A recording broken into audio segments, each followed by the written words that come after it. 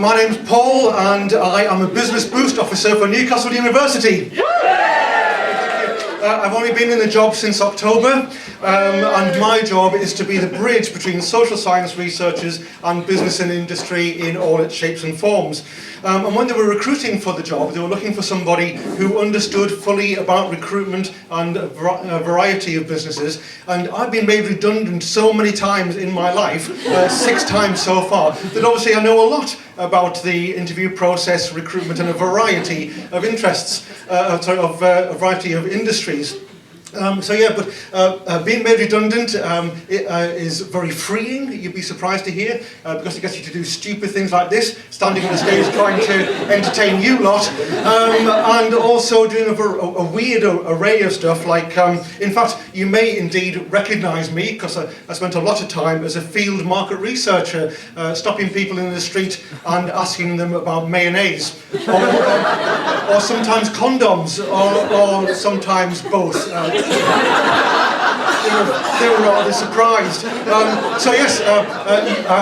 You should recognise me, and in fact, I recognise you because you ignored me in Northumberland Street in October 2011, and I remember that, even if you don't. But being made redundant isn't all fun. Suddenly you find yourself at home unexpectedly, and having to explain what's happened. Sorry, it's got a bit dark there, hasn't it? The first time it happened, I was at home suddenly on gardening leave, and had to explain to my wife what had happened. When I get home, she's in the bath, and obviously we had to pick up the pieces and start again. But strangely, the next 3 times that I was made redundant, I got home and found my wife was in the bath. And in fact, the last time it happened, I got home unexpectedly about 3 o'clock. Tracy's in the bath, and she said, "What are you doing home early?" And I said, "Well, it's 3 o'clock. You're in the bath and I'm here unexpectedly. What are you?" No, it wasn't that. It was that I'd been made redundant again. It's got really bad now. She's frightened to have a bath. I've taken a sledgehammer to the bath, had a wet room put in completely in the hopes that this will keep me in the job a little bit longer. And as I said, I've only been in the job since October. Thank you.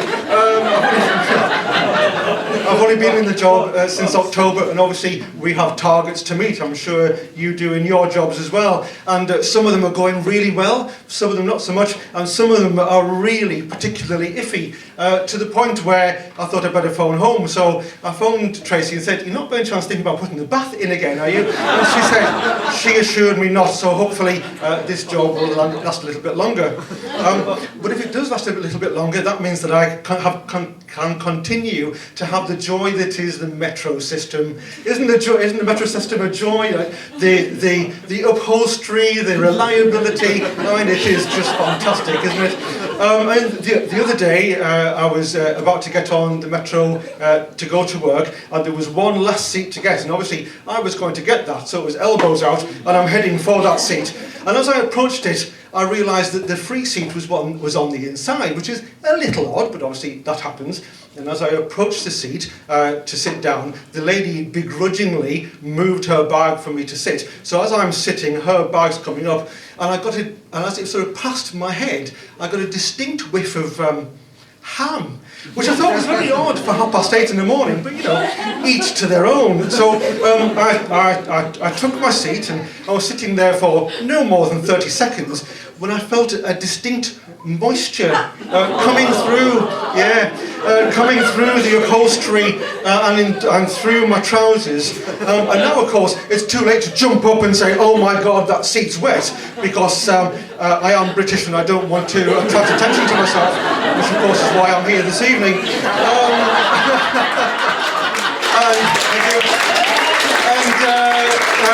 So yes, I now have to ride it out, all the time thinking, at some point I'm going to have to get up from this seat and walk through the station with damp trousers.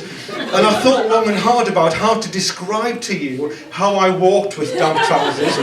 At first I thought pinched was a good word, but now I've decided clenched is a much better word. Yes, I walked in a clenched manner through the metro station, trying to keep the material away from my my nether regions, and headed to the office, straight to the gents to find out what was going on behind me.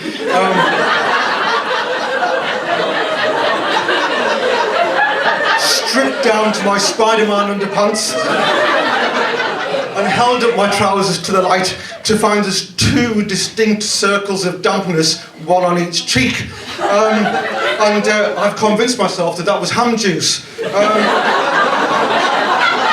I mean, what else could it be that would cause a seat to be wet at 8:30 in the morning?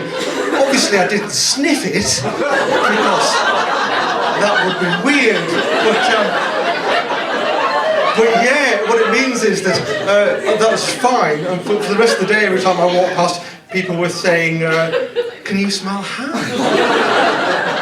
But yes, as I said, I've done many things previous to this. I said you might well recognise me. I spent some time as a photographic model. You can tell, can't you? It's in the way I hold myself. I don't mean like that. I mean, it's in the way... It's in the way I stand. You can tell I'm comfortable in front of a camera. And I got into this because I've been made redundant yet again. Got home early, Tracy's in the bath, and here's a leaflet from a model agency asking for new recruits. And they said they were looking for ordinary people. And I thought, well, yeah, I could be ordinary, and made an appointment to go along. And it was in Newcastle, a little bit off the beaten track, through a dark and dingy doorway, up about 5 flights of stairs, past a load of empty offices, to find a very pleasant lady who was the representative of the model agency. And she explained to me how it would work if I decided to take them up on the offer. And she showed me some photographs of the other models, and no, it was very tasteful. There was nothing like that. There was a photograph of John as a pharmacist, and John as a dentist, and Mary as a lecturer, and Mary as a shop assistant. And she said they needed all sorts of shapes, sizes, creeds, colours, ages, for a variety of jobs. And she said sometimes they needed people with particularly good physical attributes. And I thought, yeah. No, it's not what you're thinking. It's things like ears and toes and things. And I said, yeah, do you know, I've always thought I had particularly good hands for a fella. And she said, show me then. I thought, like that. She said, my God, your hands are good. She said, we gave a job away to somebody whose hands the other day who weren't half as good as yours. You're all looking at my hands now, aren't you? and so yeah, I signed up with them and did some holding for them. It's surprisingly lucrative, actually, yes, it was. I said it was well paid, and yes, there are photographs, and yes, you can buy them, but they are quite expensive because it's a niche market. And no, I'm not going to tell you what it was that I was holding, but yeah, the money rolled in, and yes, I'm still on their books. In fact, they rang me just the other week and said, "Hi, Paul, do you still look the same?" Yeah, I think so. And I heard them do this. Who was he supposed to be again? And she said, anyway, if you can come to the assembly rooms next Thursday and you'll meet the crowd and we'll sort it out from there. So yeah, I went along to the assembly rooms. I should put the phone down. I went along to the assembly rooms and met my colleagues for the day, who were a very pleasant young lady with red hair and an older bloke, late 60s, grey hair and glasses. And we were supposed to be the pop idol panel for the day for an advertising campaign for Metro Radio. And yes, I was Simon Cowell. Yeah. You can see, can't you? Actually, if I do this, you can see. Or maybe if I do this a bit, yeah, you can see the Simon Cowell now, can't you? So yes, I was Simon Cowell stand-in, and the campaign was really well received. At one stage, every billboard in the Northeast had a photograph of me as Simon Cowell on it. In fact, the Monument Metro station, every billboard at one stage was covered in photographs of me as Simon Cowell. In fact, the very day that I was walking through the station in a clenched manner,